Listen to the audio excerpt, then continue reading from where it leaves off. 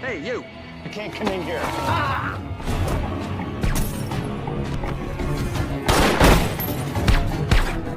Stay down! You got 3 minutes. Oh, keep the stash, man, everything. I don't want it. Well, what are fucking stupid? Who ordered you to kill my wife? Come on, man. It was Lemmy K. Lemmy K. Why? Come on, man.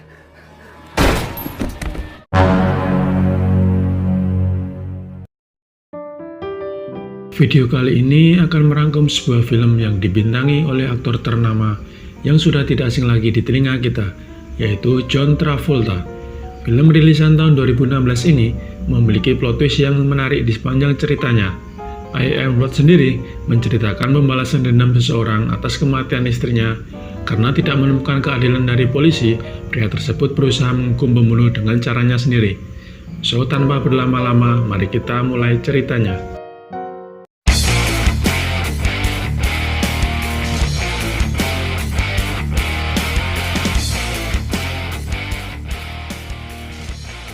Shootings in Columbus. The daytime gun battle on a busy street in our city. Police have made some. Di awal film, kita diperlihatkan kota Columbus, Ohio, yang saat itu dipenuhi tindak kriminal yang merajalela, dimulai dari perampokan, pembunuhan, sampai ke bisnis narkoba. Tapi anehnya, hal itu semacam dibiarkan dan dipelihara begitu saja, tanpa penanganan yang serius. Sampai terpilihlah seorang gubernur baru bernama John. Beliau berjanji bahwa kurang dari 4 tahun, masyarakat akan kembali merasakan kedamaian dan kenyamanan di lingkungan mereka.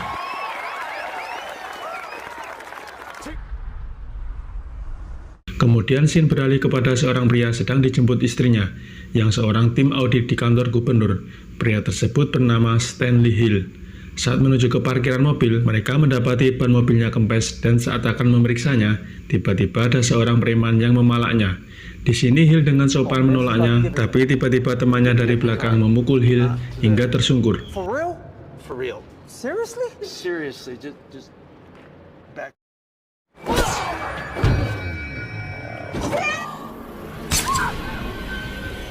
Dan preman tersebut tanpa alasan menusuk istrinya, kemudian mengambil dompetnya lalu kabur. Saat tersadar, Hill mendapati istrinya sudah dalam kondisi tewas.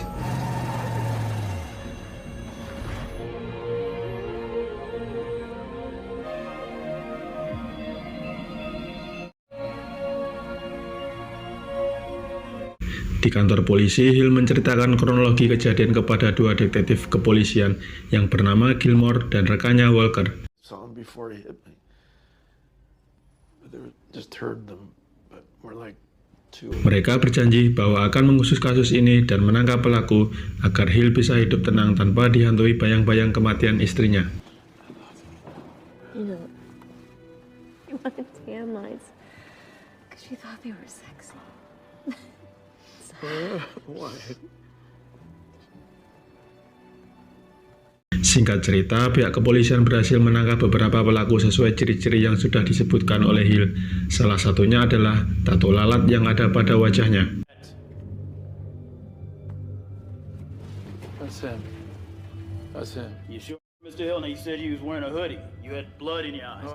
Setelah Hill mengatakan bahwa Charlie lah pelakunya, kedua detektif itu malah membebaskan Charlie tanpa memberikan penjelasan yang masuk akal.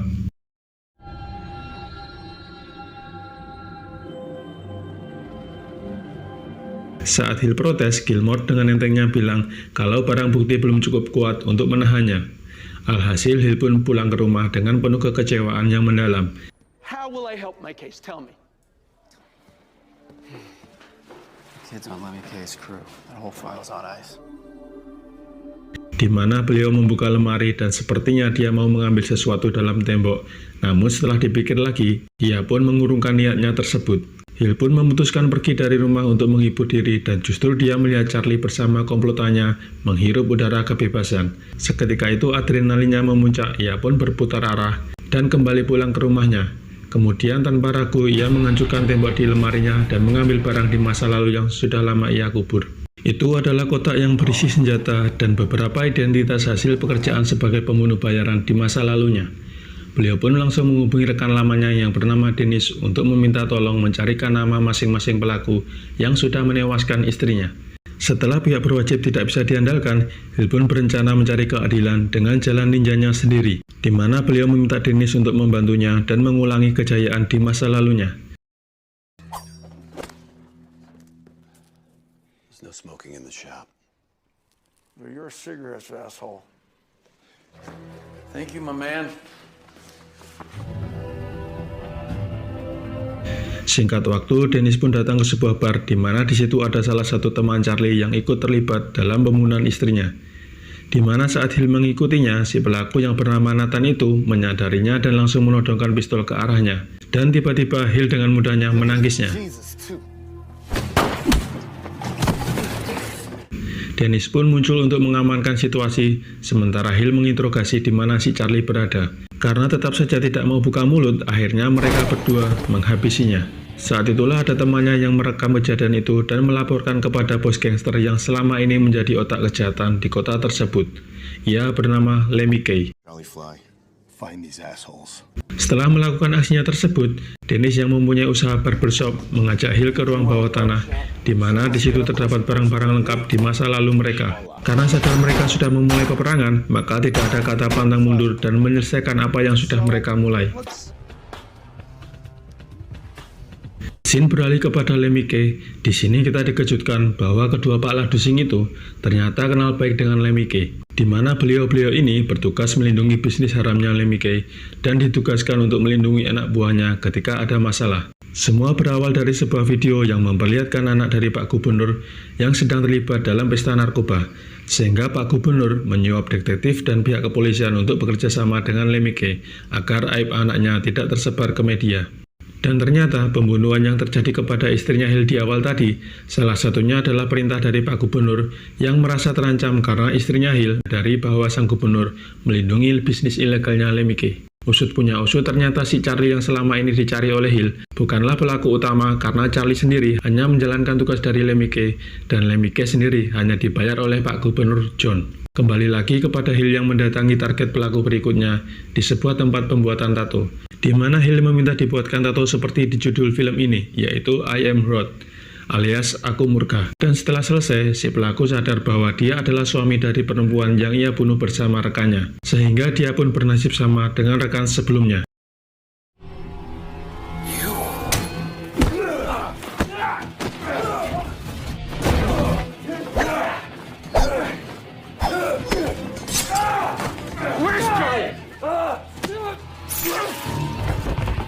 Di saat bersamaan, Dennis dikejutkan dengan kemunculan Charlie dan gengnya yang diutus oleh Lemmy Kay untuk menghabisinya. Tetapi bagi Dennis, para kroco-kroco tersebut bukanlah tandingan dari Dennis yang basicnya adalah mantan pembunuh bayaran. Dengan tubuh kekar dan keahliannya, Dennis langsung mengajarnya dengan membabi buta. Alhasil mereka semua tumbang meski bebunguk Charlie ini berhasil kabur.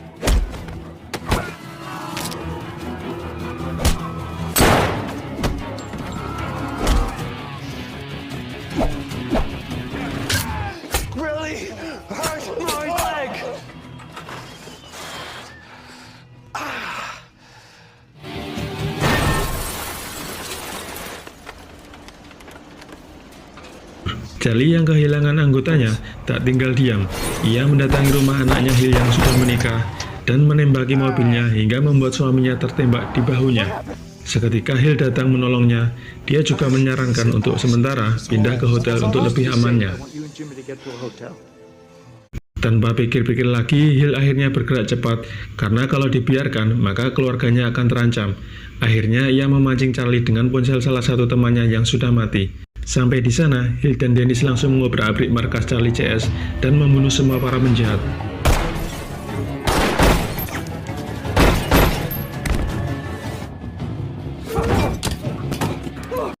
Tibalah yang ditunggu-tunggu, Hill melihat dengan dekat orang yang sudah membunuh istri tercintanya.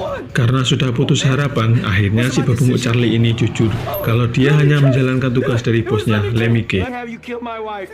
It's not my fault she's a nosy bitch. Dan, it's time. Come on, man. Bersamaan dengan itu, Lemmy Kay mendatangi anak dari Hill yang akan pindah ke hotel dan akan membunuh semua anggota keluarganya di sana. Namun saat itu muncullah Hill yang datang untuk menolongnya, dan saat itu juga Dennis pun diam-diam menjadi sniper di belakang dan langsung menembak bos gangster tersebut. Kemudian Hill melumpuhkannya dan bertanya, maksud dia membunuh istrinya untuk alasan apa? Lemmy Kay pun menjawab kalau itu semua utusan dari Pak Gubernur. Saat itulah muncul detektif Gilmore dan rekannya yang langsung membunuh Lemmy Kay. Saat ditodong dua arah, tiba-tiba Dennis masuk dan melumpuhkan si rekan. Gilmore yang sudah terpojok pun menuruti semua keinginan dari Hill. Hill pun meminta Gilmore mengantarkannya ke tempat Pak Gubernur. Dan ketika sampai, Hill langsung memukul Gilmore sampai pingsan dan saat tersadar, tutup bensin dari mobilnya sudah dalam kondisi terbakar. Dan si rekan yang berada di dalam bagasi tiba-tiba keluar bersamaan ledakan mobil. Dengan mudah Hill berhasil menyusup dan melumpuhkan para penjaga di sana, dan mereka akhirnya terlibat final battle. Ternyata tak terduga, Om Gubernur cukup mahir dalam menggunakan shotgun. Saat Hill terpojok di sana, Om Gubernur menceritakan alasannya membunuh Vivian istrinya, karena mendiang sudah mengetahui kebusukan dirinya dengan Lemmy Kay, yang apabila itu sampai terbongkar, bisa merusak citranya sebagai gubernur. Setelah Om Gubernur selesai mengoceh, dan saat lengah tiba-tiba Hill menusukkan pisaunya tepat di organ vitalnya, dan membuat gubernur itu tewas saat itu juga.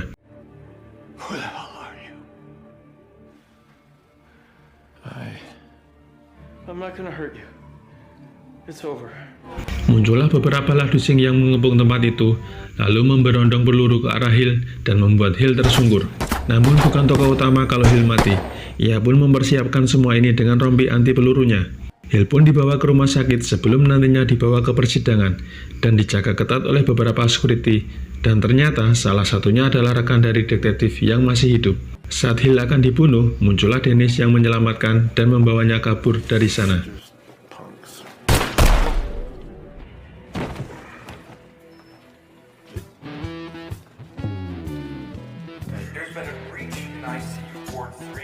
Di penghujung film, kita diperlihatkan anak dari Hill yang mendapat surat dari ayahnya yang sudah dalam kondisi baik-baik saja di negara barunya yaitu Sao Paulo, Brazil. Dan film pun selesai. Demikian ulas alur cerita film Aku Murka ini. Semoga semua terhibur dan untuk teman-teman semua, saya ucapkan beribu-ribu terima kasih yang sudah mensupport saya dalam membuat konten. Semoga kalian selalu diberi kesehatan dan dimudahkan dalam mencari nafkah untuk keluarga. Tetap semangat dan antusias menjalani kehidupan ini. Terima kasih sudah menyempatkan menonton sampai selesai dan sampai jumpa di lain kesempatan.